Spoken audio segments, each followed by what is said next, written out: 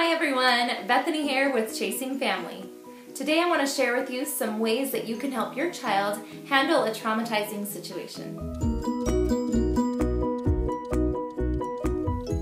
So it turns out over the weekend, my 6-year-old daughter fell at the park and broke her arm. So she snapped both the bones in her forearm.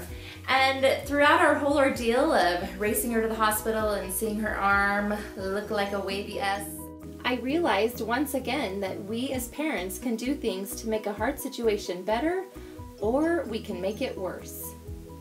So here's some steps that might be able to help you help your child handle a situation that could cause some anxiety for them, but if it's handled appropriately, it can be a great experience. Number one is to stay calm. No matter how hard this might be, it is so important to stay calm because our child is looking to us for our example and our reaction so that they know how to react. And if we're freaking out, even when we see our child's arm going like this, then it sends the message to our child that they should freak out too. But if we can stay calm, then they're able to stay calm a lot easier as well.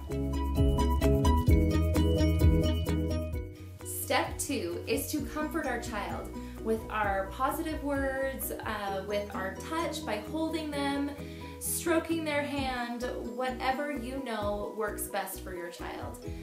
My sweet daughter over the weekend, all she wanted me to do was hold her.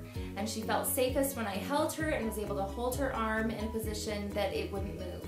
And talking and giving her comfort in only the best way that a parent can. So lots of comfort through words and touch, so important. Alright, step 3 is to distract your child. The power of distraction is a great one.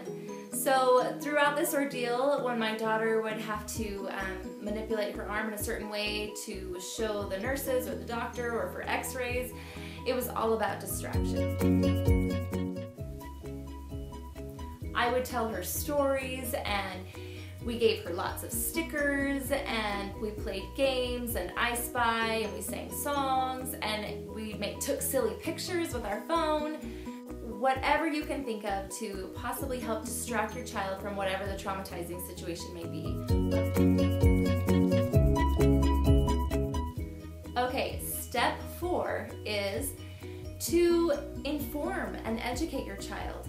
So with my daughter over the weekend, it really helped when we explained things fully in great detail to her of what would happen and how the IV would go in, that it was a little straw that was going to feed her body medicine, and how the x-ray would happen, that she needed to move her arm just like this and then turn it this way.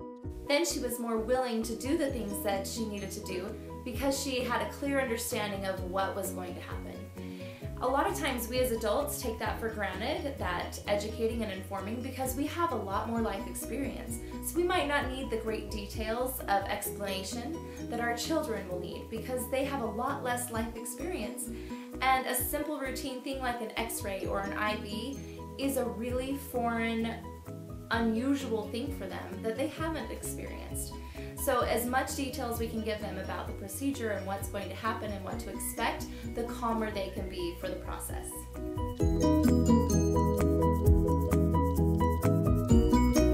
Alright, step 5 is to talk with your child and encourage discussion. Ask them questions about how they're feeling, and then be sure to validate their feelings.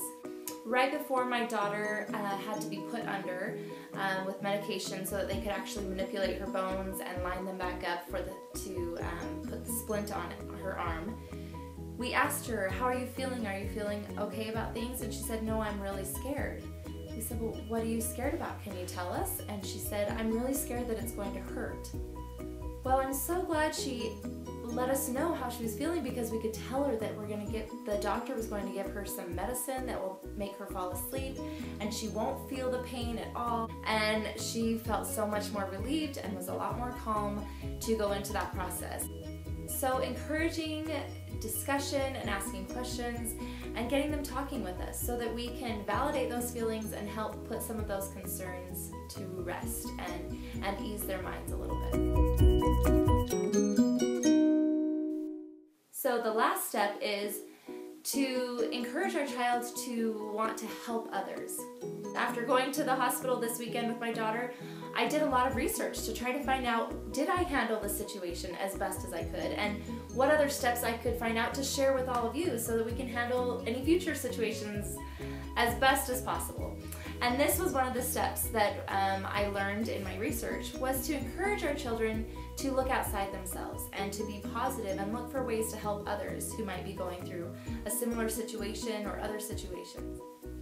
Well, I hope these tips helped, and as much as we want to hold our children tight and keep them safe from all danger and any potentially harmful or traumatizing situation, we know that they need to go through these difficult times so that they can learn and grow and be better prepared to handle life experiences and be better prepared to help other people.